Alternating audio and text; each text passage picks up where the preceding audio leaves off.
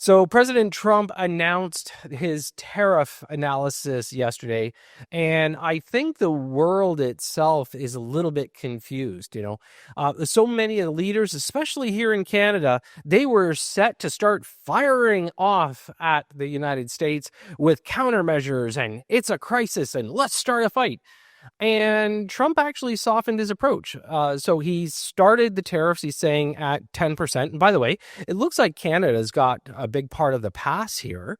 And one of the biggest things that he said during, his analysis of this is that he's just trying to even the playing field. So I know there's a lot of people out there right now that are complaining about tariffs, but as I've always said, it's part of business. This is what countries have done for centuries. Tariffs are very common, and there's a lot more involved in them than most people understand. So for us, when we take a look at the tariffs that have been put on Canada, our leadership immediately says they're going to war as opposed to negotiations. And, this is the big thing in the downfall about our existing government and the existing leader of, our government party. Mark Carney has no idea how to deal with this particular gentleman. Let's see what he says. But you see the numbers. The numbers are so disproportionate. They're so unfair. At the same time, we will establish a minimum baseline tariff of 10%. You notice that on the chart? And that'll be on other countries to help rebuild our economy and to prevent cheating. So we're going to have a minimum of cheating, and we're going to be very severe on the people that at the gate that watch the tariffs and watch the product coming in, because there's been a lot of bad things happening at the gate. Okay, so before everybody jumps up and down and says Trump man bad, remember, he was elected on this platform that he was going to turn around and work towards making the United States stronger. So again, I'm not faulting him for it. I actually think that Canada got a reprieve in this entire thing. So, our leadership, which is completely lost, we lost 10 years of being Canadians with the Trudeau government, and it hasn't gotten any better. In fact, this guy is actually worse. And the problem is he's trying to create something that doesn't exist. He wants to turn around and make things an emergency, a crisis. Oh my God. I mean, look, 10%, nobody wants to pay extra. But the truth is that Canada is actually exempt to a lot of it. And when you really drill down the numbers, it's not going to be catastrophic like this guy wants you to believe. Let's see what he has to say. We're going to fight these tariffs with countermeasures. We are going to protect our workers. And we are going to build the strongest economy in the G7. In a crisis, it's important to come together, and it's essential to act with purpose and with force. And that's what we will do. Okay, I need to take some of his narrative right there. He's right. In a crisis, we need to come together with some force. And countermeasures. Hello, Canadians. This guy is actually the crisis issue. Okay, it's not the tariffs.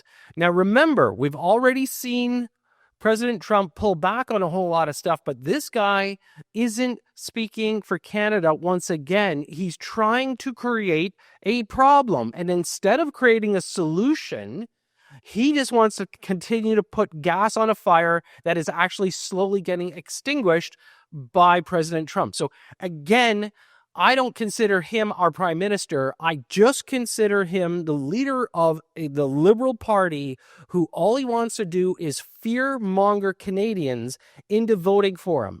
My real question is that he doesn't use the word Canadians enough because he can't actually understand Canadians because he has far removed himself from being a Canadian, regardless of all you naysayers going, wait a minute, Todd, he's the Prime Minister of Canada. Is he really? I mean, you need to think about this, okay? We never elected him to be in power. And for those of you that are going to continue to tell me that, oh no, you don't elect the Prime Minister, you do, through the MPs, okay? So let's get past that. The fact is, this guy doesn't speak for Canadians, never will, and nor should we ever allow him to.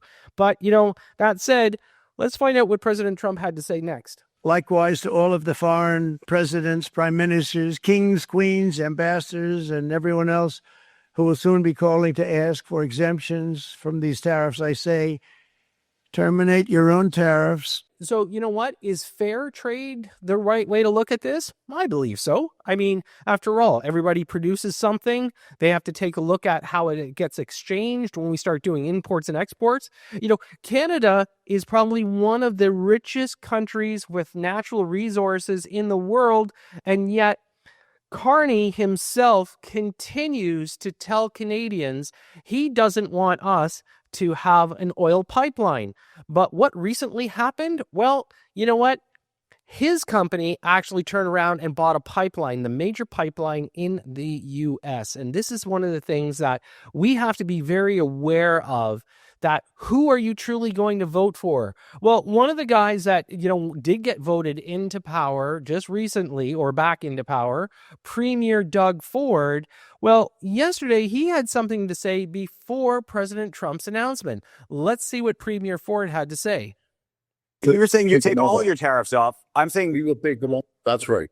then why is that not already? I guess my question is, why has all of that not already happened? And does President Trump know that you'd be prepared to do that? He knows, and Secretary Lutnick knows that we're willing to take these tariffs off like in the next minute if he said he's taking their tariffs off. Let's look at the auto sector. So here you go. So again, I think Premier is finally waking up to what he's doing and looking at negotiations as negotiations, not just a backyard brawl. But one of the important things I think we need to take away from this is actually it's smarter to be a cooler head and not react immediately to find out what you're actually reacting against. When people say tariffs and what's been the narrative for the last little while, it's all about, countermeasures. I mean, countermeasures sounds like you're a submarine pilot that's going to turn around, or, an aviator that's going to sit there and throw out countermeasures. It sounds like you're constantly trying to attack the next party. How about you figure out what the attack is, how it's been instigated, and what to do about it properly? Again, looking at Premier Ford, it's probably the calmest he's reacted to something like this.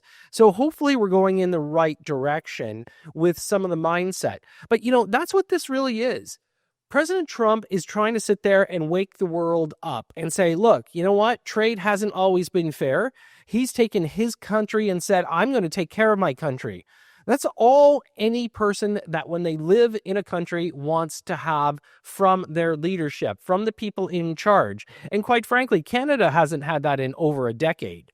Our biggest problem has been the Liberal Trudeau government. Now, our biggest crisis for sure is a Carney Liberal government.